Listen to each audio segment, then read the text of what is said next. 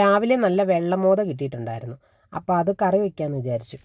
Clean ചെയ്ത് piece ചെയ്ത് തന്നതുകൊണ്ട് വലിയ പണിയില്ലായിരുന്നു. കുറച്ചും കൂടെ ചെറിയ കഷ്ണമായിട്ട് മുറിച്ചാൽ മതിയായിരുന്നു. മുറിച്ച് ഒരു 2-3 തവണ കഴുകിയിട്ട് കറി വെക്കാൻ വേണ്ടി ചട്ടി അടുപ്പത്ത് വെച്ചു.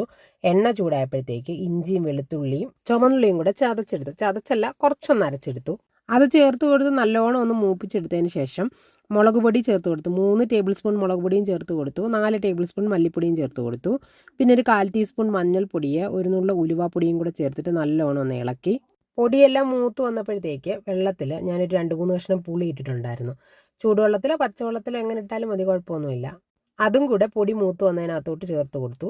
പിന്നെ മീൻ വെന്ത് വരാൻ ആവശ്യത്തിനുള്ള വെള്ളവും ചേർത്ത് നല്ലതായിട്ട് തിളച്ച് എണ്ണ തെളിഞ്ഞ് വരാൻ തുടങ്ങിയപ്പോഴത്തേക്ക് നമ്മൾ മീനിൻ്റെ കഷ്ണങ്ങളെല്ലാം അങ്ങോട്ട് ഇട്ട് കൊടുത്തു.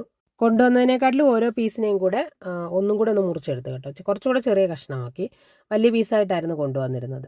പിന്നെ ഉപ്പ് ആവശ്യത്തിനുള്ള ചേർത്ത് കൊടുത്തു. വെള്ളം കുറച്ച് കുറവായിരുന്നു കേട്ടോ. ഞാൻ കുറച്ച് വെള്ളം കൂടെ ചേർത്ത് കൊടുത്തിട്ട് നല്ലോണം എല്ലാം കൊണ്ട് തിളച്ച് വന്നപ്പോഴത്തേക്ക് കുറച്ച് കറിവേപ്പിലയും കൂടി ഇട്ടു. അടച്ച് വെച്ച് ഒരു മീഡിയം ഫ്ലെയിമിൽ തന്നെ കുക്ക് ചെയ്തെടുത്തു. ഒരു 10-15 മിനിറ്റ് കഴിഞ്ഞപ്പോഴത്തേക്ക് നമ്മുടെ മീൻ കറിയൊക്കെ നല്ലോണം ഒന്ന് കുക്കായി. ചാറൊക്കെ അതേ കണ്ടോ നല്ലോണം കുറുകി വന്നിട്ടുണ്ട്. നമ്മുടെ മോദക്കറി റെഡി.